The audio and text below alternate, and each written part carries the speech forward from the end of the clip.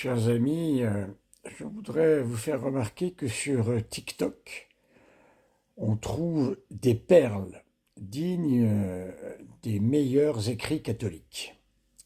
Ainsi, deux personnes que je voudrais citer ici, dont je vous recommande les travaux.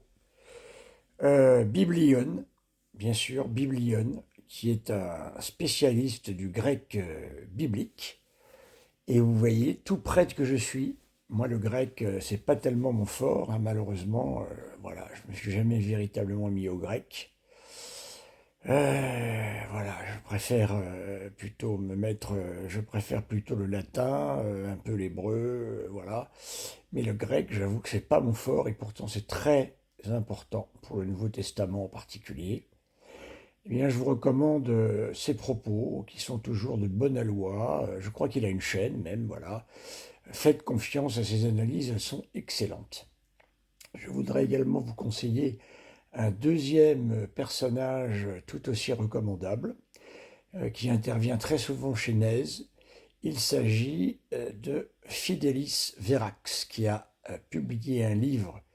Hélas, il m'avait demandé de faire sa préface, mais le temps manquant, et il était assez pressé, ce que je peux comprendre tout à fait, parce qu'il voulait sortir son livre rapidement. Je n'ai pas pu faire cette préface, hélas, mais je vais faire cette préface verbalement, c'est peut-être plus rapide. Je vous recommande tous ses travaux, tous ses écrits, tout ce qu'il dit, passant lui aussi très souvent chez Nez. Ce garçon est carré, sérieux, tout est toujours sourcé, et ce qui déplaît fortement évidemment aux évangéliques de tout poil ou aux protestants de tout poil, c'est que c'est indiscutable. Voilà. Donc ces deux-là forment une machine de guerre contre l'évangélisme et le protestantisme, et il constitue, je dirais, une espèce de protection efficace pour la morale, pardon, pour la foi catholique. Voilà, donc merci à Fidelis Verax et merci à Biblion de nous apporter ce travail toujours sérieux. J'en profite aussi pour remercier également quelqu'un comme Banez, bien sûr, c'est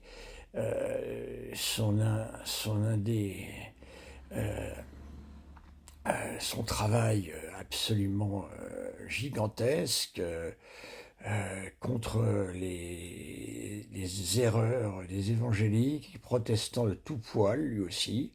Voilà, donc on peut féliciter ce travail. Et évidemment, dans un autre domaine, vous avez Random Catholique et vous avez également Lily. Hein, ces deux-là font des lives sur des questions qui fâchent. Voilà.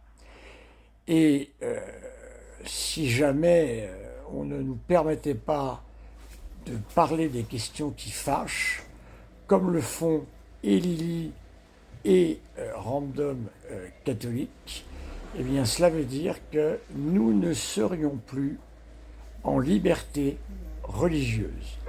Car la liberté religieuse exigée par le catholicisme n'est pas simplement le fait de pouvoir dire la messe dans nos églises, mais de pouvoir nous exprimer partout où cela nous convient sur la morale catholique.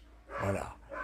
Donc évidemment, tous ces noms que je dis, surtout Random Catholique et Lily, font des lives sur des sujets épineux.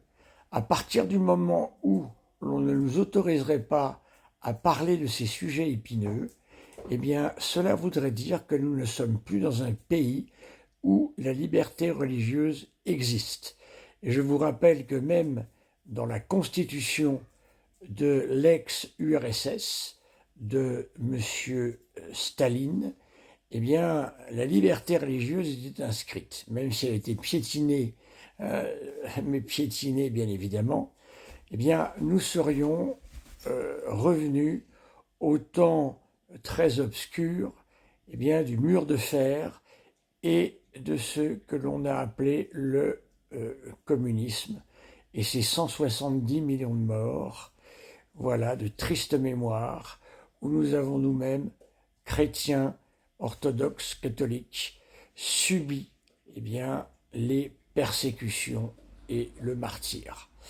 Alors, si les catholiques ne défendent pas corps et âme cette vérité et ce droit imprescriptible que nous avons à parler de notre religion, eh bien un jour on nous emmènera en prison parce que nous avons osé citer le catéchisme de l'Église catholique. Voilà.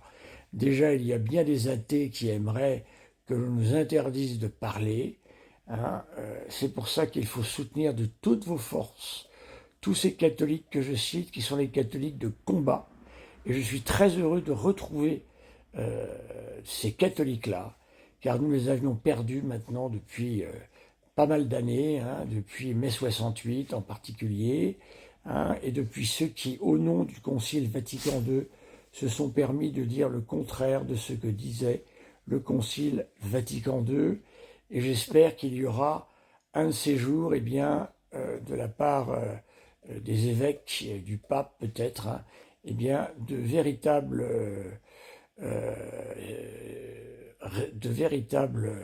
excuses qui seront faites pour tous ces évêques et pas ce pape, parce que c'est plutôt les évêques, les papes c'est plutôt par omission de ne pas avoir agi, si vous voulez, mais les évêques ont encouragé eh bien, les ennemis de l'Église dans leurs activités diverses et variées. Voilà.